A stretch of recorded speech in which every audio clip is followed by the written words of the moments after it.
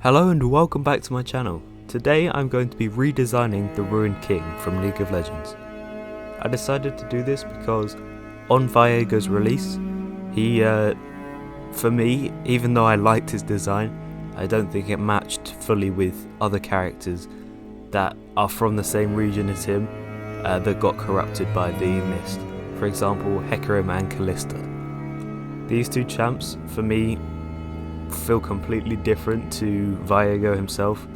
Viego is bare-chested, he has fully formed skin, whereas Hecarim doesn't at all, and Kalista has very, very misted skin, very non-physical skin. So I just wanted to make the character look more solid. I also, for some reason in my head, thought Viego would be older and also more affected. Like, instead of just crazy, I felt that he'd be mad because he lost his love. He's incredibly sad, and that's why he went crazy. So that's what I wanted to convey through this pose, this sort of facial features.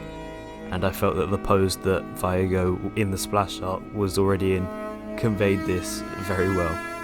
I just needed to do a couple of positioning differences. Some of the main design features for this character were obviously Viego's sort of crown thing. I decided to have his chest open here with sort of a skeletal structure. This was to show more of an openness and more of a less solid character. I also obviously have the ruined sword, the sword of the Ruined King, and on his chest there are two Mistwalkers. These are from Yorik's kit. I thought they looked pretty cool and would be an interesting tie-in to other champs. I eventually go in and changed the left arm, and you'll see that later, just to make the character more interesting. Drawing the Sword of the Ruined King was quite difficult because it's a very nuanced shape, and if you get it wrong, it looks wrong. So drawing that from sort of reference, there was a reference picture up in the left-hand corner that I also sometimes used for colour picking in later stages. Then I go in and over the entire thing I do a more solid line, more of a clean line as well, so that the sketchiness sort of goes away. I really enjoyed doing the clothing and embellishments and things. And as you can see here, the gauntlet that I was talking about earlier, he sort of has this gauntleted hand that's connected to his body by mist, and I really liked how that turned out in the end. Also drawing over the Sword of the Ruined King in the same layer this time, instead of having two separate layers, so that I didn't have to worry about connecting the layers or rubbing anything out under the layers. I could just focus on what was going on this layer. I think that there were a few things that I changed even later on, like the thickness of the hilt of the sword was incredibly thick, so I thinned that out, but that made the wonkiness of the sword even wonkier. As you can see, it sort of turns left and right, and that was just something that I completely missed when I was drawing it, and it's taken sort of having the step back and not looking at it for a little while to see that.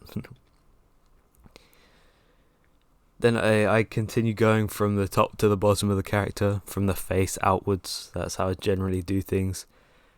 I like the boots, but they sort of took a bit of time to make look natural, and also the colouring process later was kind of difficult. The cape was one of my favourite things to draw on this, because I liked thinking how it would fold around the character and how I'd make it look like it folded around the character and then spread out rapidly. And then the mist between the gauntlet, I've really enjoyed doing that because it was, I haven't really done fire on digital mediums before, so this was really interesting. Here I was playing around with sort of a background or a floor to try and get the character to look more grounded.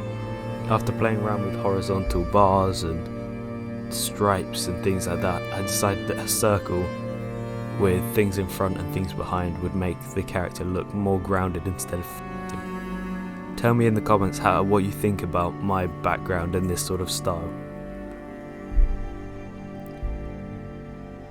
Using the clip mask, you can see it failed a couple of times because I forgot to go around. I masked out rough sort of shapes and then coloured that, and then I go in with line art later. Now I'm going in more for the hands because both of the hands looked quite unnatural. My brother told me to think of the hand more as shapes. There's a shape for the thumb, a shape for the palm, and a shape for the fingers. I did this quite well with the hand, the clawed hand, but on this one, on the sword, I didn't do that. I didn't manage to succeed with that method, or any method that I can think of, very well at all. But I think this hand was a great success. As you see there, I've now put in the line art, so I just did shapes following the rough outline that I'd already done in the green colour. I didn't mind that there was colour outside of the lines and inside the lines, and the colour didn't match the lines so much because I was going to go in and sort of colour in all of the lines, sort of colour in the shapes with the tool later. Then I go in with colour on the actual character. I started by masking out the hair. I did this with all of the sections. I sort of masked them out and then go over with the colour. I decided to do a sort of sickly yellowy grey, but make sure that the yellow wasn't too visible. This would just unite the hair and make it, because if it was completely grey, the colour would stand out a lot and not match with the rest of the sort of greenish, yellowish colour scheme. So that was just to make the hair look more united with the entire piece and the entire character design. There were a couple of things that outside of the clipping mask I changed, and sort of if I missed anything with the clipping mask, I could just go and I could just change that later, and after I'd done the rest, just colour in and zoom right in and do it's almost pixel by pixel. I was picking some colours from the Ruined King. I was selecting some for myself and picking some base colours from the Ruined King, like this sort of metal collar, and also the fabric colour was from the Ruined King himself. Or the League of Legends Ruined King, not my Ruined King.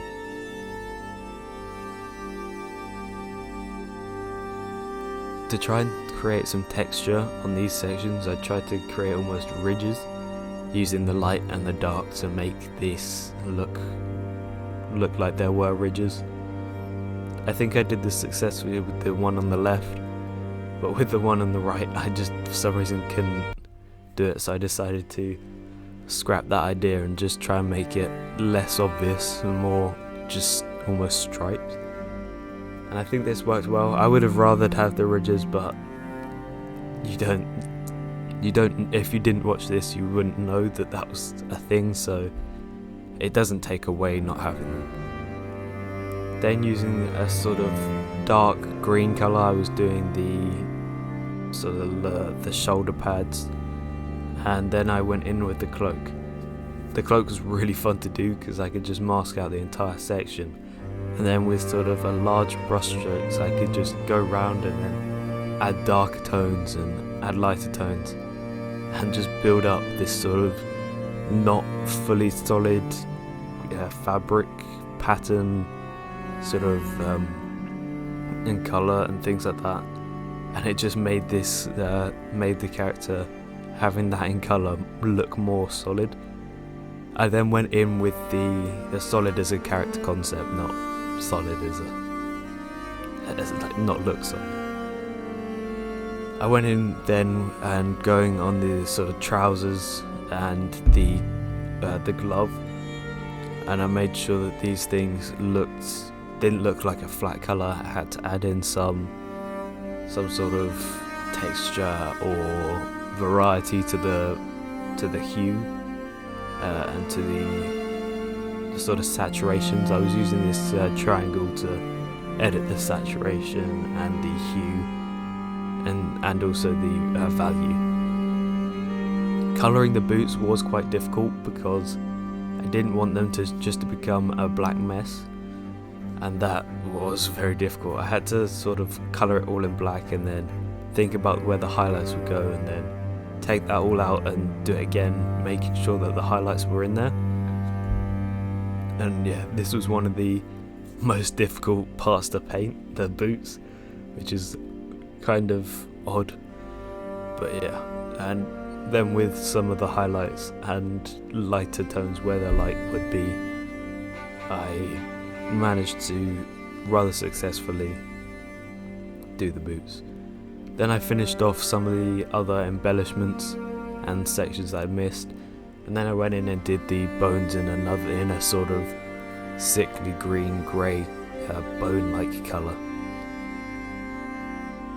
This was quite difficult. I don't think I used the clipping mask for this, though I might have, I'm not sure.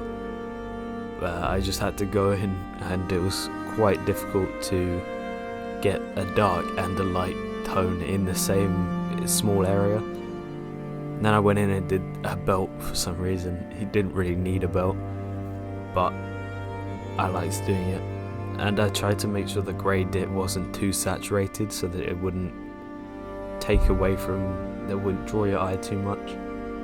And then between the bones I drew in the colour for the back of the cloak.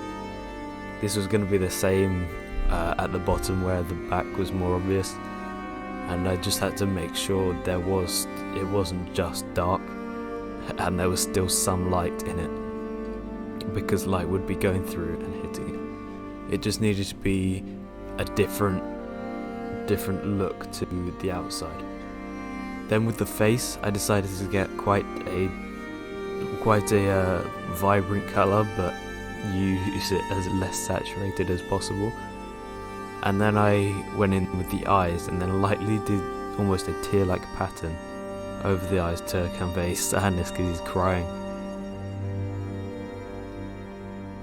The final sort of steps were the gauntlet and then the mist in the back. With the gauntlet, I was trying to think of a way to incorporate sort of a green glowing effect. That did kind of work to start with, but I decided that I'd just like a plain gauntlet more instead. The mist between the arm was very cool, and I really enjoyed doing it. Just getting the separate sort of strands of mist and then colour them with dark and light and layers. I really enjoyed that. So now we're coming nearer to the end of the video. I hope you enjoyed. Please tell me what you think about my redesign in the comments below. And if you did enjoy, don't forget to like and subscribe. And I'll let you watch the rest of the video in peace. Thank you for watching.